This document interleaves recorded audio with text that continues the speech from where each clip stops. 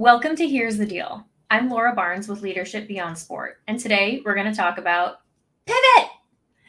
I'm hoping that you read that in Ross's voice from Friends. If not, don't worry, there's still hope for you yet. We'll get you on board, we'll get you caught up. The reason I like to talk about the pivot is because pivoting is a critical skill that not everybody possesses. In fact, some people are so adamantly opposed to the pivot that they cling to a sinking ship.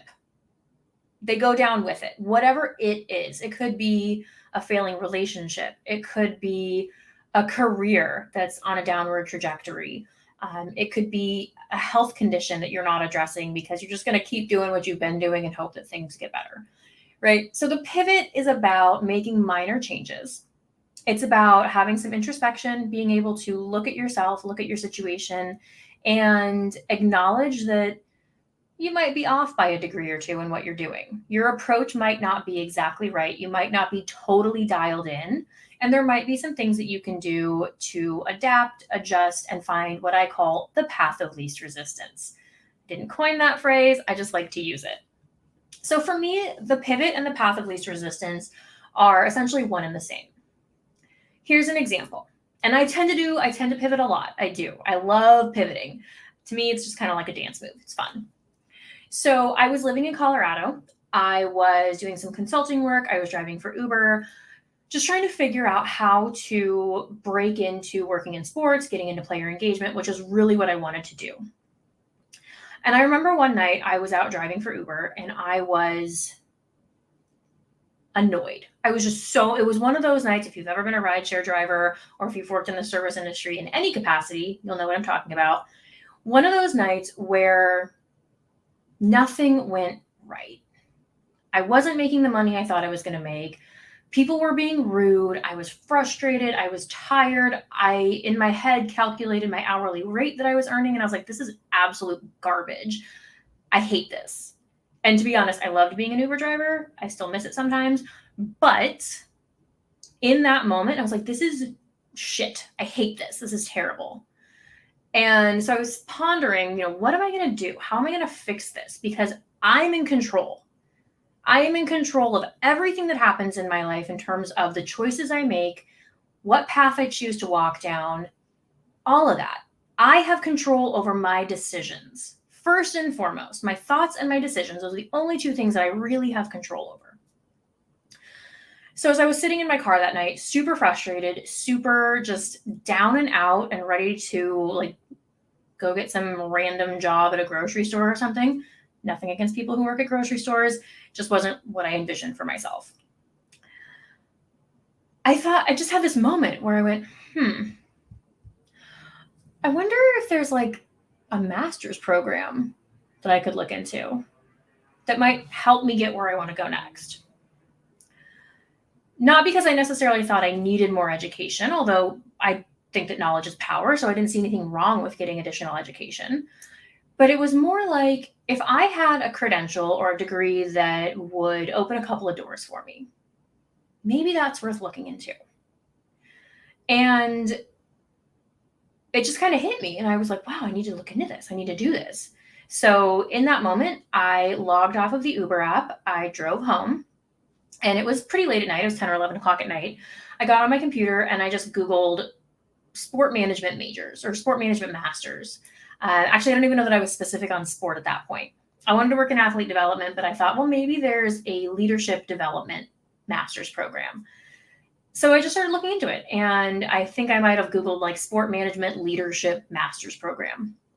Started going through it. I found a college that had not only a master's degree in sport management, but an athlete development specialization, which was exactly what I wanted. And I had never, literally before that, had never even thought about grad school. I had been out of college for about 10 years at that point.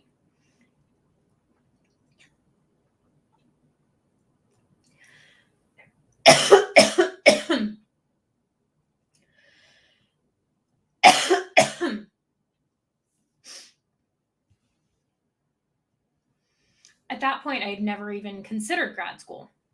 I'd been out of college for about 10 years. And it was something that wasn't even on my radar until I got that sort of spidey sense tingle of, hey, look into this. So I did. And I thought, well, what's the harm in asking for some information? So I emailed them and I said, look, I'm interested. And this was in the early part of the year, was before my birthday. My birthday is early February, so this would have been in January. And I got an email the next day, talked to an admissions counselor. They said, well, the deadline is in like 2 weeks for you to submit everything. So you might want to think about, waiting until the fall semester for a summer start. It was like 2 weeks away. And I said, no, this is the program I want to do. So I'm going to make it happen.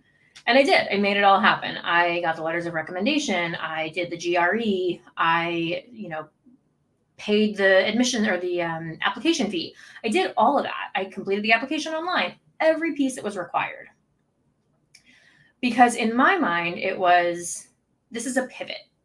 I'm still working towards the ultimate goal, which is working in player engagement, working in athlete development. That's what I want. I want to be in a position of, leadership coaching, development, personal development with athletes. So pivoting to that space, doing the masters, it wasn't a distraction. It wasn't taking me further away from the ultimate goal. It was simply putting me on a slightly different path, on an adjacent path. A path with academics involved, a path with a different network and a different group of individuals included. And it turns out that's exactly what I needed, because that one pivot opened up doors. It created the opportunity for me to move across the country. I found opportunities to work with people who I wanted to work with, network with people who I wanted to network with.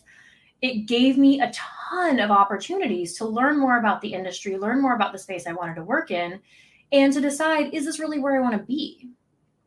Now, I'm telling you that story. It's still kind of unfolding. There are still some pieces of that are evolving and developing, and that's great. That means that I'm on the right path. I still love leadership. Obviously, I'm doing this. I still love the development side of things, personal growth and development. It's my passion.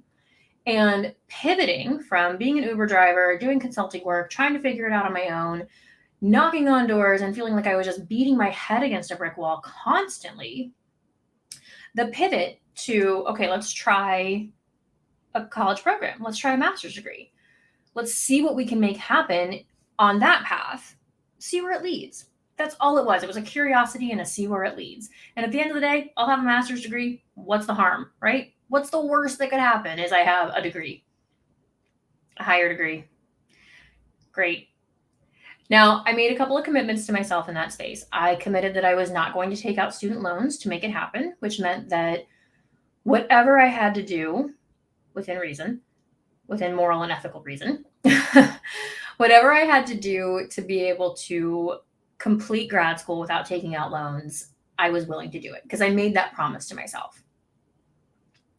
And that's when the pivot happened. Moving across the country was to be a grad assistant, which came with benefits and perks and a whole lot of wonderful things.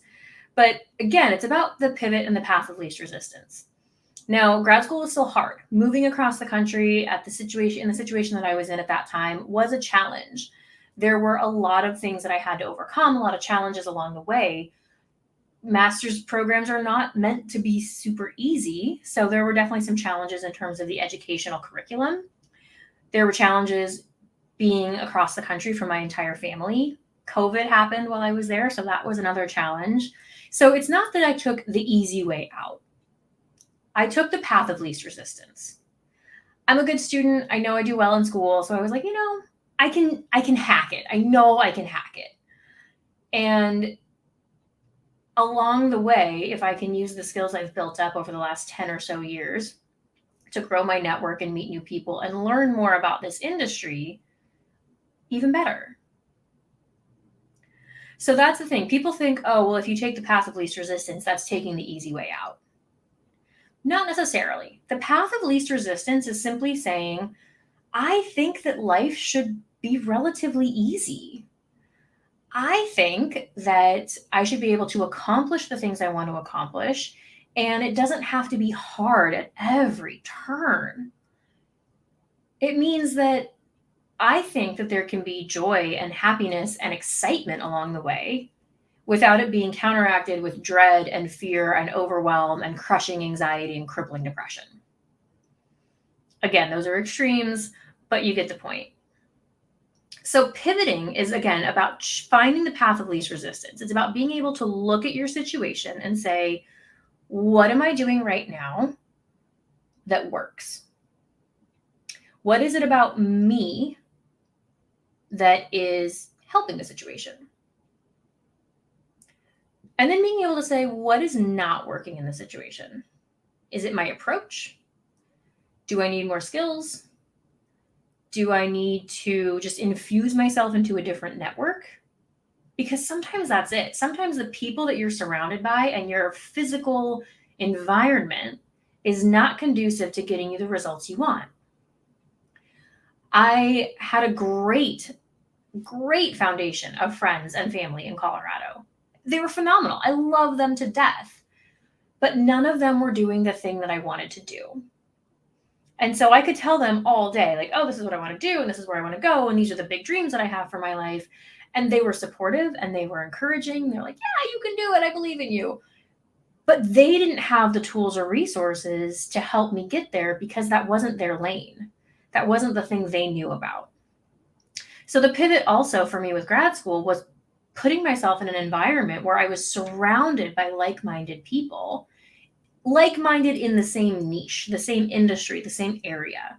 Because frankly, I would say that 90% of the people in my world are those who enjoy growing and learning and, exploring and education. They value that.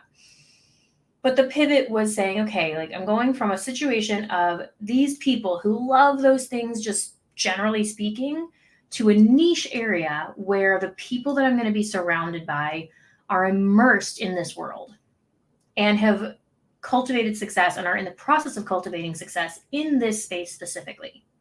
So sometimes the pivot is not about changing habits or changing the goal. It's simply about changing the environment. So if you start surrounding yourself with like-minded people who are working towards the same things, you're going to have an infusion of energy that's going to help you keep moving, because it can get overwhelming when you're working towards a goal, especially a big goal, if it's a lifelong goal of whatever it might be for you. Even in relationships, if you are in a relationship and you're surrounded by people who are in unhealthy relationships, toxic relationships, they're single and they hate the opposite sex because they're single, whatever it might be, it's going to inherently bring down your energy. And it might make your relationship, even if it was a great relationship or is a great relationship, it might make it that much harder to sustain because the people you're surrounded by are sort of naysayers and not that great in terms of their relationship status. It doesn't mean you abandon those people. It simply means that you find an alternate, a new, a different group that helps you to support what you're trying to accomplish. I think it's really easy to see that in career. We talk about it when it comes to family. Family's not always who you're related to by blood. Sometimes family's who you choose, because sometimes the people who love us and support us the most are not the ones who are related to us. And if you have a family who is loving and supportive and amazing, I have a very close family. I'm very, very fortunate for that. And I am grateful to them every single day for their love and support. But not everybody has that. And it's okay to pivot away from your family being the voice in your head and the people giving you advice if they're not really helping you along the way. If they are the negative people, the naysayers, the ones who are like, well, you're never going to accomplish that. You're never going to be that. You're never going to have that. Why would you want to be around that? Take the pivot.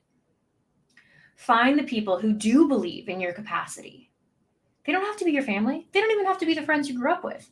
They could be friends that you meet in a completely different environment, a work environment, a volunteer situation, an academic setting. It doesn't matter. It could be an extracurricular or something that you do for your own damn personal enjoyment, where you meet other people who are doing something for their personal enjoyment and you find your tribe of like-minded people. You pivot away from the negativity, you pivot towards the positive, and you find the path of least resistance. Because life is a hell of a lot easier when we are working towards a goal in a positive way with people who support, encourage, and want to see us succeed. And that's really the difference. If you are surrounded by people who don't want to see you succeed, you need to be surrounded by different people. If everything you do is met with resistance and challenge and hurdles to overcome, think about the path of least resistance. Think about what would make this a degree easier. What would get me 1 degree closer to where I want to go? Stretch yourself. What is it that you can change or enhance or add to? I'm not saying go out and get a haircut and dye your hair and not necessarily that.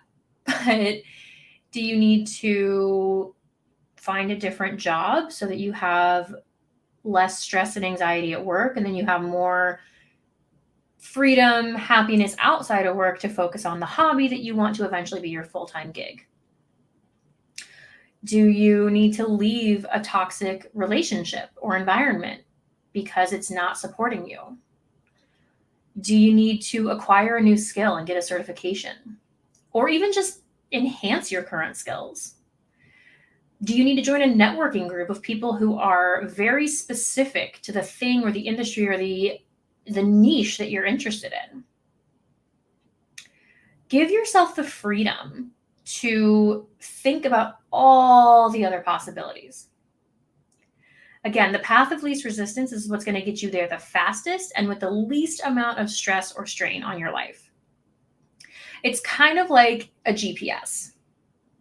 If you think about programming your destination into the GPS, right? Destination is your end goal. That's where you want to get to. When you start driving your car, let's say GPS tells you to take a left and instead you take a right. What's your GPS going to do? It's not going to shut down and go, well, shit, guess we can't get you there. We tried. You took a wrong turn. Sucks to be you. No. GPS is going to say, all right, well, bozo, you took a right instead of a left. Now you need to take another left, another left, another left, and then get back on track. Or whatever it is, right? Your GPS is going to reroute you in the fastest way possible. So the path of least resistance really is just rerouting your GPS. And sometimes we do it. If you're in an area that you're familiar with, if you're driving a car and you're in an area you're familiar with, even if you have your GPS set to the destination and it's telling you to go 4 blocks down and then take a right, you might be like, well, I can take a right here and avoid this traffic. I'm just going to do that.